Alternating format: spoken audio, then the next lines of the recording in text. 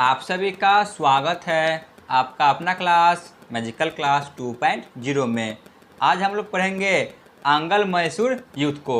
जो भी आंग्ल मैसूर युद्ध हुए थे उन सभी को पहले कहानी की तरह पढ़ेंगे और लास्ट में चलकर प्रीवियस ईयर क्वेश्चन को भी देखेंगे।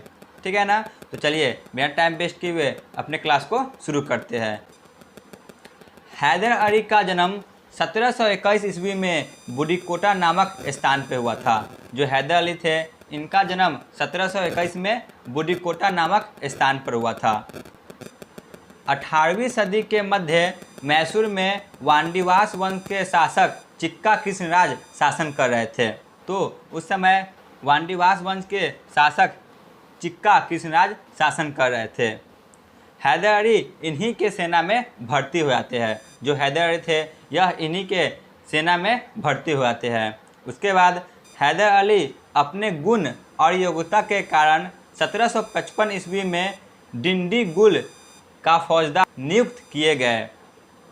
उसके बाद 1759 ईस्वी में मराठाओं ने मैसूर पर आक्रमण किया, परंतु हैदर अली के नेतृत्व में मैसूर की सेना ने मराठाओं को पराजित कर मैसूर से भगा दिया। 1789 ईस्वी में मराठाओं ने मैसूर पर आक्रमण किया, परंतु जो हैदर अली थे इन्होंने मराठाओं को पराजित कर उसे वापस भगा दिए। इसके बाद 1760 ईस्वी में चिक्का कृष्णराज जो कि वांडी वंश के शासक थे इनकी मृत्यु हो जाती है। इसके मृत्यु के बाद हैदर अली मैसूर का स्वतंत्र शासक बन जाते हैं। जो हैदर अली थे यह मैसूर का शासक बन जाते हैं 1760 ईस्वी में।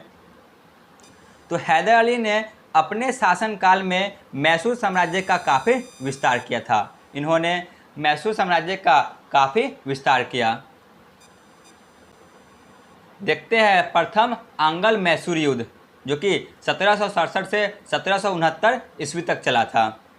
1767 ईस्वी में जोसेफ स्मिथ के नेतृत्व में अंग्रेजी सेना ने मैसूर पर आक्रमण किया और इस आक्रमण में हैदर अली पराजित हो जाते हैं। 1767 ईस्वी में अंग्रेज़ों की तरफ से जोसेफ स्मिथ नेतृत्व कर रहे थे, तो इन्होंने मैसूर पर आक्रमण किया और इसमें हैदर अली पराजित हो जाते हैं। लेकिन इन्होंने हार नहीं मानी। इसके बाद इन्होंने अंग्रेजी सेना को पराजित कर मद्रास तक पीछा करते हुए आ गए। अंततः अंग्रेज़ों ने इनके साथ संधि कर ली। जो मद्रास की संधि हुई थी इन्हीं के बीच हुआ था। ठीक है ना? तो चलिए मद्रास की संधि को देख लेते हैं।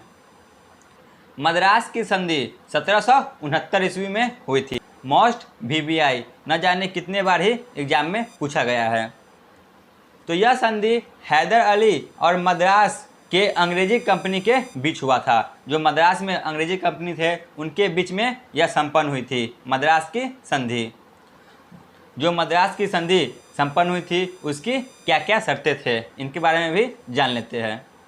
तो पहली शर्त थी एक दूसरे के जीते हुए क्षेत्र पुनः एक दूसरे को वापस दे दिए जाए, यानी कि जो भी क्षेत्र मैसूर के शासक ने जीता था अंग्रेज़ों का वह उन्हें वापस दे दिया जाए। इसी तरह अंग्रेज़ों ने जो क्षेत्र मैसूर का जीता हुआ था उन्हें वापस दे दिया जाए। हैदर अली अंग्रेज़ बंदियों को रिहा करेंगे।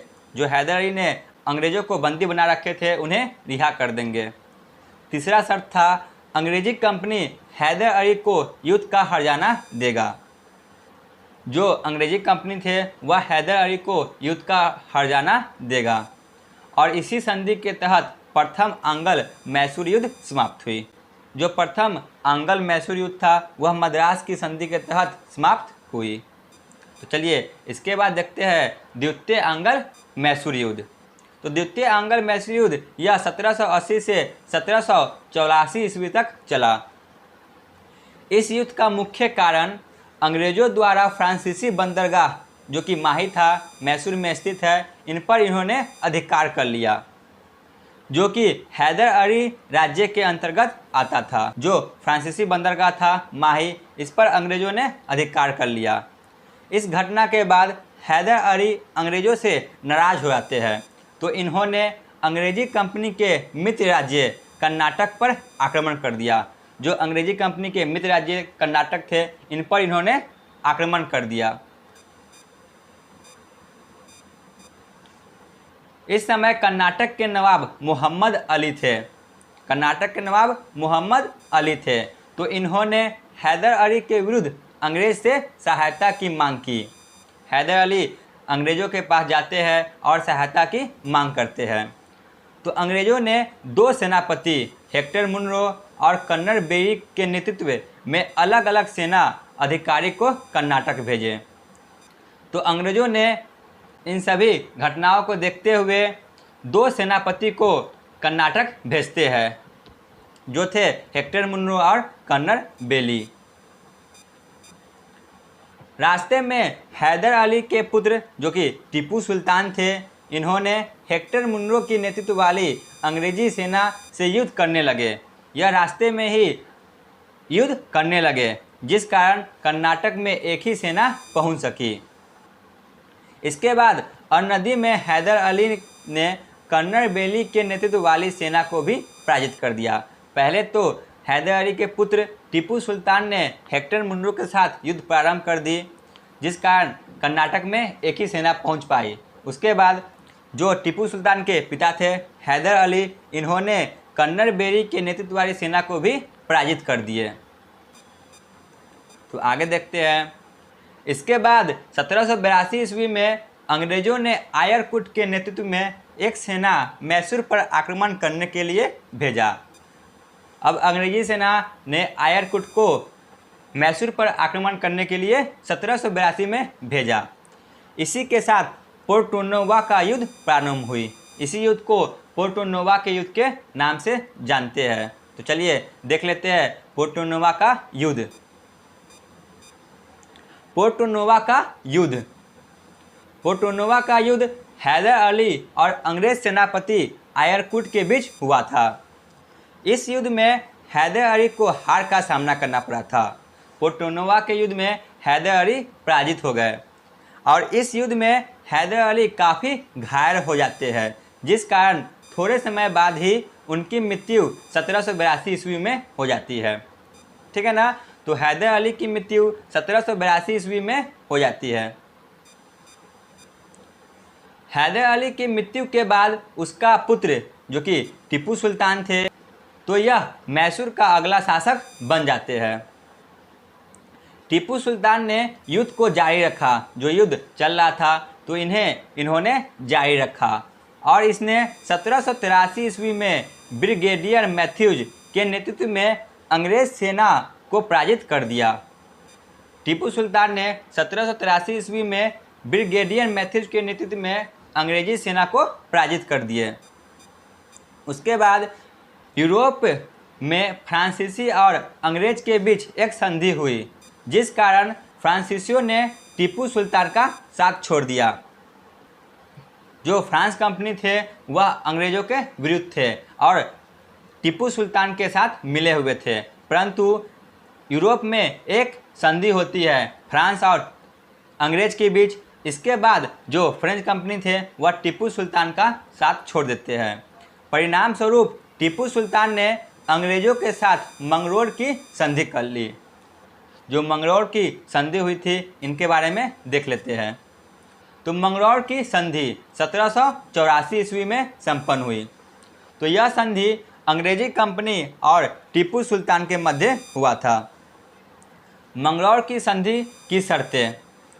पहली शर्त थी, इस संधि के द्वारा एक दूसरे के जीते हुए क्षेत्र पुनः एक दूसरे को वापस दे दिया जाएगा। ठीक है ना। जो भी एक दूसरे के जीते हुए क्षेत्र थे उन्हें वापस दे दिया जाएगा। दूसरी शर्त थी, टीपू सुल्तान ने अंग्रेज बंदियों को रिहा कर दिए इस संधि के द्वारा। इस संधि के द्वारा द्वितीय आंगर मैसूर युद्ध समाप्त हुई। जो द्वितीय आंगर मैसूर युद्ध थी यह मंगलोर की संधि 1784 ईस्वी में हुई थी, तो इसी के बाद यह समाप्त कर दी गई। तो द्वितीय कर्नाटक युद्ध के बाद तृतीय कर्नाटक युद्ध को देखते हैं। तृतीय आंगल मैसूर युद्ध, इनके बारे में पढ़ लेते हैं।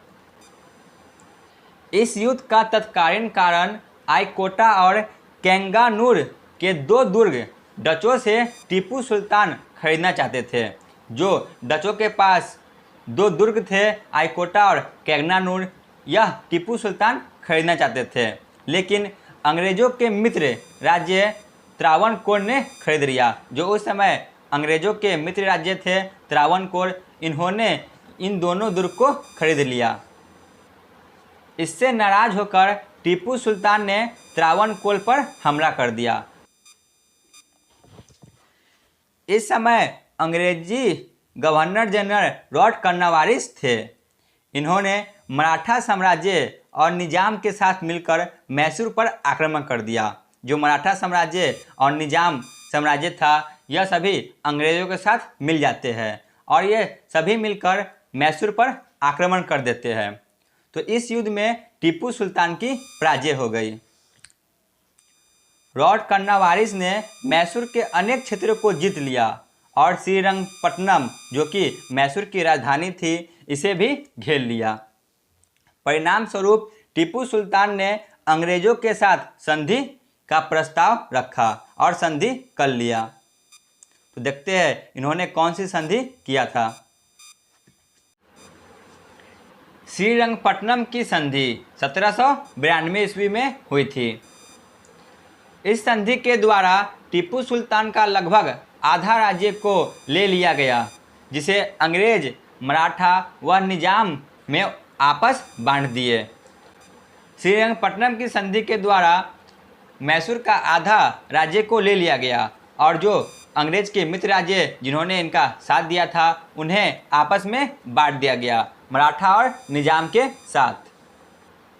और दूसरा था, इस संधि के तहत टीपू सुल्तान पर 3 करोड़ का हर्जाना लगाया गया, परंतु टीपू सुल्तान के पास धन न होने के कारण उसके 2 पुत्रों को लॉर्ड कर्नवालिस के पास बंधक के रूप में रख दिया गया। टीपू सुल्तान को 3 करोड़ का हर्जाना लगाया गया, परंतु उनके पास पर्याप्त पैसे नहीं थे, तो इनके 2 पुत्र को लॉर्ड कर्नवालिस के पास बंधक के रूप में रख लिया गया। और तीसरा, इस संधि के तहत टीपू सुल्तान की सेना को भी सीमित कर दिया गया।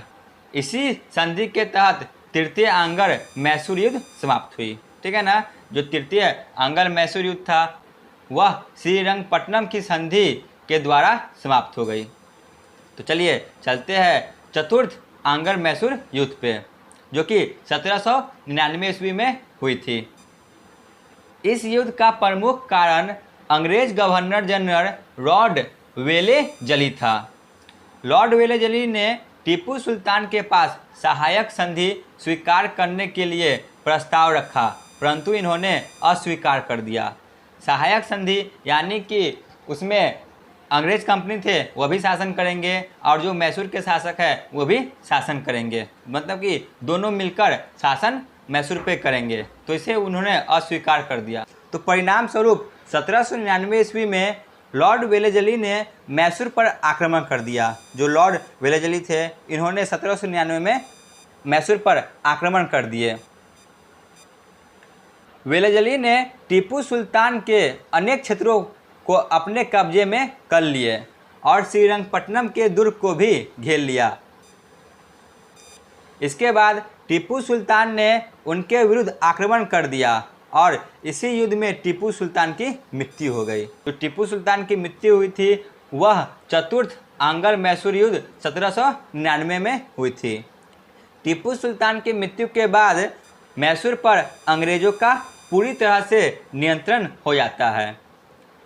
तो चलिए आगे चलते हैं, महत्वपूर्ण तथ्य को देख लेते हैं जो कि एग्जाम में बार बार यहाँ से क्वेश्चन पूछे जाते हैं। टीपू सुल्तान ने अपनी राजधानी 1787 ईस्वी में श्रीरंगपट्टनम को बनाया। टीपू सुल्तान ने पादशाह नामक उपाधि धारण की थी। इन्होंने पादशाह नामक उपाधि को धारण की थी।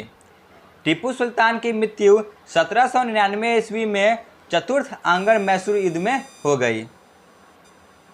टीपू सुल्तान को शेर ए मैसूर भी कहा जाता है। जो टीपू सुल्तान थे इन्हें शेर ए मैसूर की उपाधि मिली थी। टीपू सुल्तान के राज्य झंडे पर शेर की तस्वीर बनी थी। जो उनके राज्य झंडा था उन पर शेर की तस्वीर बनी हुई थी। तो चलिए चलते हैं, जितने भी आंगर मैसूर युद्ध हुई थी उन सभी को एक ही स्लाइड में कवर कर लेते हैं। आंगल मैसूर युद्ध। प्रथम आंगल मैसूर युद्ध 1767 से 1769 ईस्वी तक चला। इसका कारण अंग्रेजों एवं हैदर अली के बीच कर्नाटक का सीमा विवाद था। इसकी समाप्ति मद्रास की संधि के द्वारा 1769 ईस्वी में हुई। इसका परिणाम इनमें अंग्रेजों का पराजित हुआ।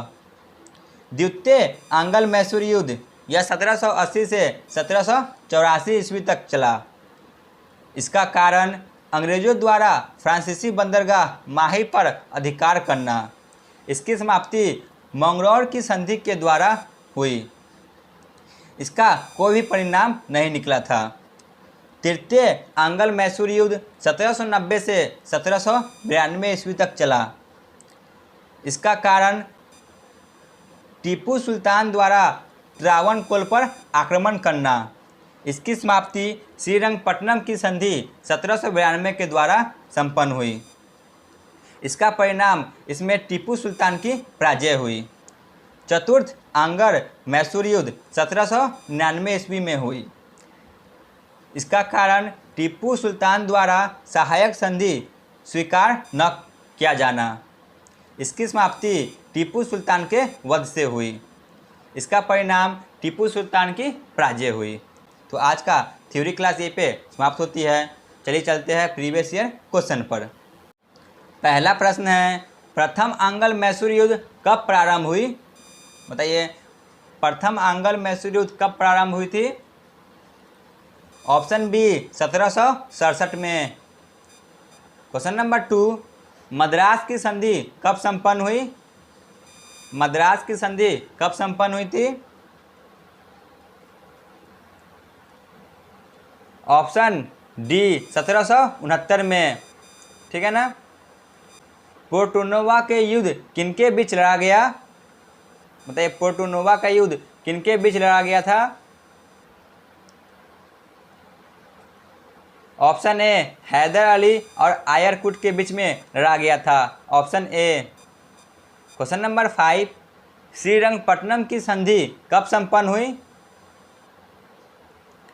श्रीरंगपट्टनम की संधि कब संपन्न हुई थी? ऑप्शन डी 1792 में। क्वेश्चन नंबर 6, चतुर्थ आंगर मैसूर युद्ध के समय अंग्रेजी गवर्नर कौन थे? Option D Lord Wellesley. Question number 7, जो कि आज के क्लास का अंतिम प्रश्न है, किस युद्ध में टीपू सुल्तान की मृत्यु हो गई? ऑप्शन डी चतुर्थ आंगर मैसूर युद्ध 1799 में। तो आज का क्लास यहीं पे समाप्त होती है। आप लोग कमेंट में जरूर बताएं कि आपको यह क्लास कैसा लगा। धन्यवाद।